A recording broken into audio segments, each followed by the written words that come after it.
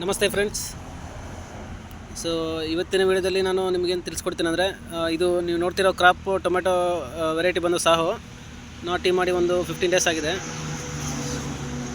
So ಈ ಹಂತದಲ್ಲಿ ನೀವು ಡ್ರಿಪ್ಪಲ್ಲಿ ಬೇಕಾದ್ರೆ 25-10-6 ಅಂತ ಬರುತ್ತೆ, ವೆಜಿಟೇಬಲ್ ಬೂಸ್ಟರ್ ಅಂತ.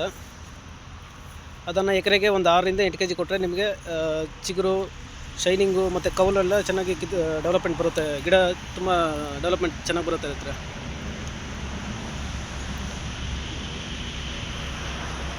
ಮತ್ತು ಈ ಹಂತದಲ್ಲಿ ಎಲ್ಲ ಥರ ರಸಾಯನ ಕೀಟಗಳು ಕಾಮನ್ ಆಗಿರುತ್ತೆ.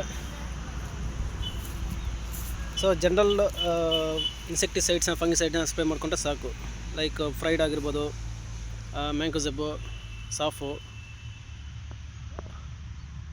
ಡೆವಲಪ್ಮೆಂಟ್ ಬೇಕಾದ್ರೆ ನೀವೊಂದು ನ್ಯೂಟ್ರಿಯೆಂಟ್ನ ಮಿಕ್ಸ್ ಮಾಡಿ, ಮೈಕ್ರೋ ನ್ಯೂಟ್ರಿಯೆಂಟ್ಸ್ ಮಿಕ್ಸ್ ಮಾಡ್ಕೊಂಡು ಸ್ಪ್ರೇ ಮಾಡಿದ್ರೆ ನಿಮಗೆ ಗಿಡ ಡೆವಲಪ್ಮೆಂಟ್ ತುಂಬ ಚೆನ್ನಾಗಿ ಬರುತ್ತೆ.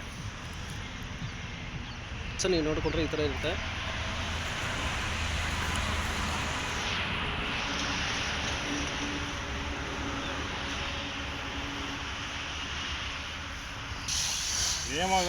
ಓಕೆ,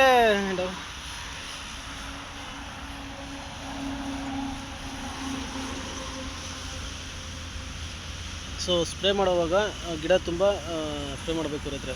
ಟಾಪ್ ಟು ಬಾಟಮ್ ಎಲ್ಲ ನೆನೆಸ್ಬೇಕು.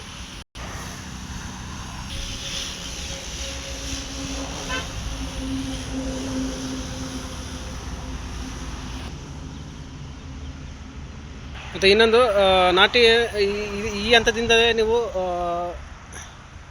ಎಲ್ಲೋ ಸ್ಟಿಕ್ಕಿ ಟ್ರಾಪ್ಸ್ನ ಬಳಸಬೇಕಾಗಿರುತ್ತೆ.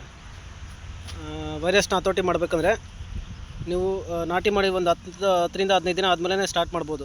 ಎಲ್ಲೋ ಸ್ಟಿಕ್ಕಿ ಟ್ರಾಪ್ಸು, ಬ್ಲೂ ಸ್ಟಿಕ್ಕಿ ಟ್ರಾಪ್ಸು ಇದನ್ನು ಬಳಸಿದ್ರೆ ಎಕರೆಗೆ ಒಂದು 20ರಿಂದ 30 ಹಾಕಿದ್ರೆ ನಿಮಗೆ ಎಲ್ಲ ಥರ ರಸಾಯನ ಕೀಟಗಳು ಹತೋಟಿಗೆ ಬರುತ್ತೆ ಇರತ್ರ.